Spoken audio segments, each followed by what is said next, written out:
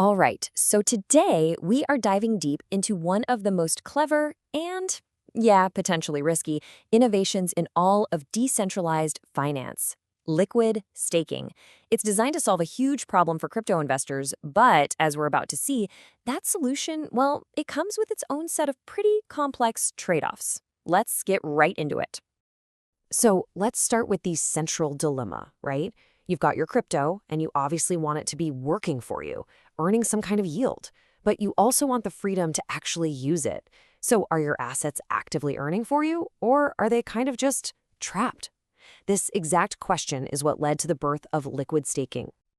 You see, the problem really starts with traditional staking. The basic idea is great. You lock up your crypto to help secure a network like Ethereum, and in return, you get paid a yield. It's a fantastic way to earn passive income, but it comes with that one massive drawback. Your tokens are completely illiquid while they're staked, stuck. And this really highlights the fundamental opportunity cost. On one side, you're earning a nice, steady staking yield, but your tokens are locked up tight. On the other side, you have this whole vibrant world of DeFi calling your name, with all these opportunities to lend, borrow, trade.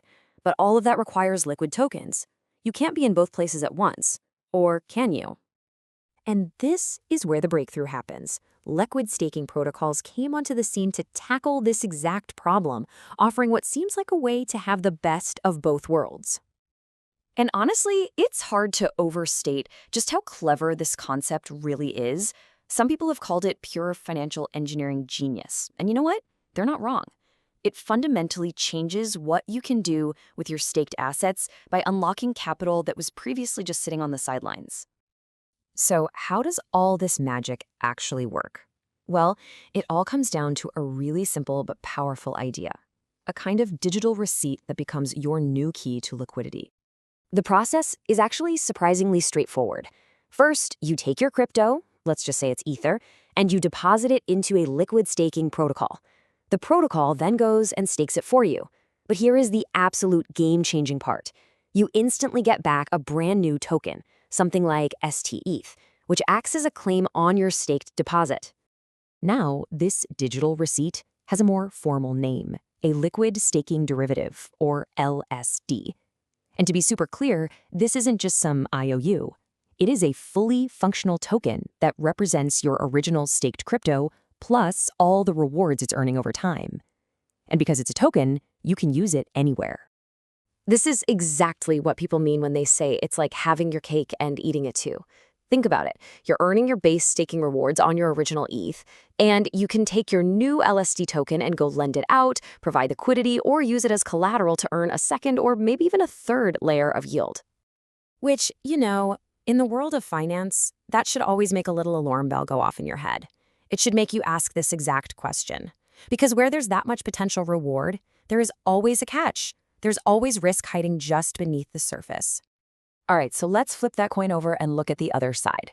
Unlocking all that capital and stacking extra yield sounds perfect, but it works by introducing several new and pretty significant layers of risk that you just weren't exposed to with simple old-school staking.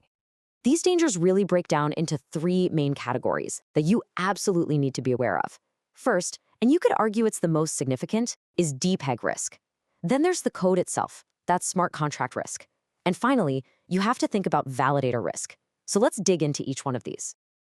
Make no mistake about it, the single biggest risk in this whole system is the stability of that derivative token. Everything, and I mean everything, hinges on its ability to hold its value relative to the original asset it's supposed to represent. So here's what that really means. In a perfect world, one stETH should always be worth one ETH, because, you can eventually redeem it for one ETH. But the open market doesn't always care about eventually. In times of panic, fear can take over. People might start panic selling their stETH at a discount, causing it to depeg. And if you've used that stETH as collateral for a loan, a sudden depeg could mean you get completely liquidated. We actually saw this play out in mid-2022, when a big market crisis caused stETH to trade at a pretty significant discount, which triggered this whole cascade of forced selling. Next up is smart contract risk. You have to remember, these protocols are just incredibly complex pieces of code, and even with multiple audits, one undiscovered bug or one really clever hack could potentially drain the entire protocol.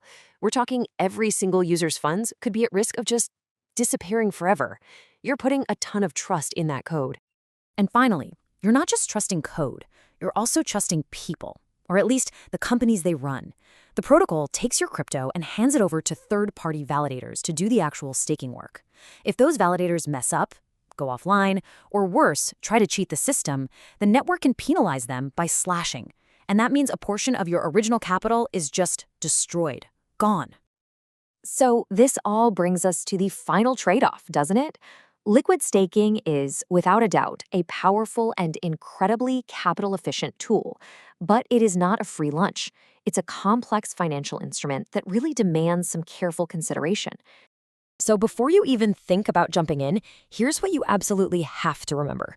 Number one, you are not just staking anymore. You're adding Depeg Risk, smart contract risk, and validator risk right on top. Number two, do your homework. Really understand the specific protocol, its track record, how it's governed. And number three, check the charts. How stable has that derivatives peg actually been during past market craziness? Ultimately, it all just boils down to this one simple question you have to ask yourself.